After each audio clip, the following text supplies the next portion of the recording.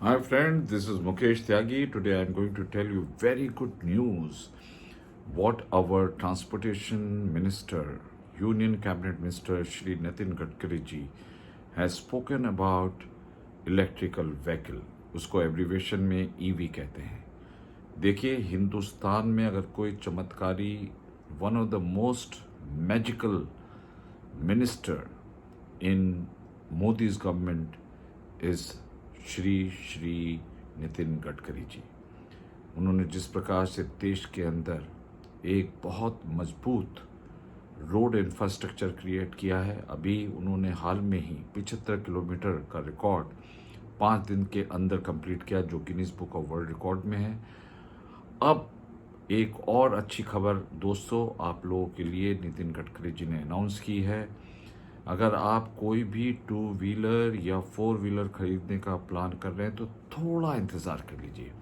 ये इंतज़ार आपको बम्पर फ़ायदा कराएगा. जी हाँ, ये हमारे नितिन गडकरी जी ने, जो परिवहन एवं राजमार्ग मंत्री हैं, उन्होंने एक कार्यक्रम में ये बात कही कि आप अगर इंतज़ार करेंगे तो इलेक्ट्रिकल व्हीकल की कीमत पेट्रोल की गाड़ी के कीमत के बराबर होने की पूर्ण संभावना है. जी हाँ, देखिए पेट्रोल डीजल के रेट में भी कमी आने की पूरी संभावना है.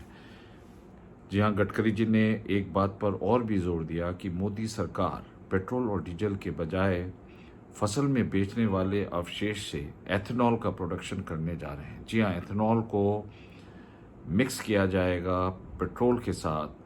इससे आने वाले समय में पेट्रोल डीजल के रेट में कमी आएगी और देखा जाए तो ये एक बहुत बेहतरीन एक्सपेरिमेंट है. जिस प्रकार से हमारे देश के अंदर हम लोग ऑलमोस्ट 80-90% हम ऑयल इंपोर्ट करते हैं, जो देश के फॉरेन एक्सचेंज पर बहुत असर डालती है.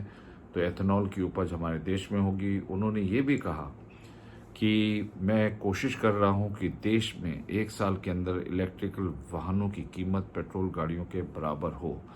जी हाँ, इसमें फॉसिल फ्यूल पेट्रोल डीजल आदि का खर्चा कम हो जाएगा, क्योंकि जब इलेक्ट्रिकल व्हीकल होंगी तो उसमें इलेक्ट्रिकल बैटरीज होंगी और फॉसिल फ्यूल का उपयोग कम हो जाएगा. इससे हम विदेशी मुद्रा बचाएंगे.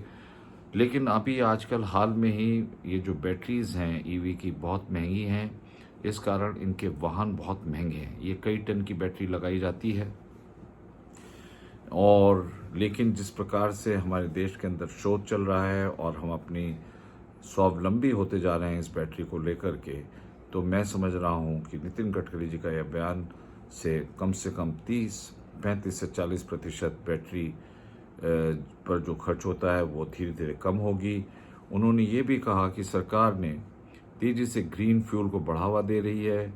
गडकरी जी ने कहा कि जलमार्ग सड़क के मुकाबले परिवहन का सस्ता माध्यम है. इस पर भी सरकार बहुत तेजी से ध्यान दे रही. एक और बहुत ही दिलचस्प खबर आप लोगों के लिए दोस्तों, जिस प्रकार से लापरवाह लोग अपनी गाड़ी को सड़क पे छोड़ देते हैं, तो आपको बताएं कि उनके मंत्रालय के द्वारा एक नई स्कीम निकली है. अगर आपने किसी वाहन को सड़क पर या कहीं पर भी गलत तरीके से देखा है तो उसका एक फ़ोटो लेकर के अपने मोबाइल फ़ोन से मंत्रालय को भेज दें.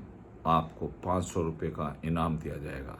जी हाँ, मैं बहुत बहुत स्वागत करता हूँ श्री नितिन गडकरी जी के इस फ्यूचरिस्टिक एनालिसिस के बारे में कि electrical vehicle is going to be almost at par with the petrol car. Right now, electrical vehicle is very expensive because of the battery, non-availability of the raw material, battery manufacturer. China monopolizes in the battery manufacture, and also the charging station, which is a real estate driven, the infrastructure is needed. So there's lots of stories going around.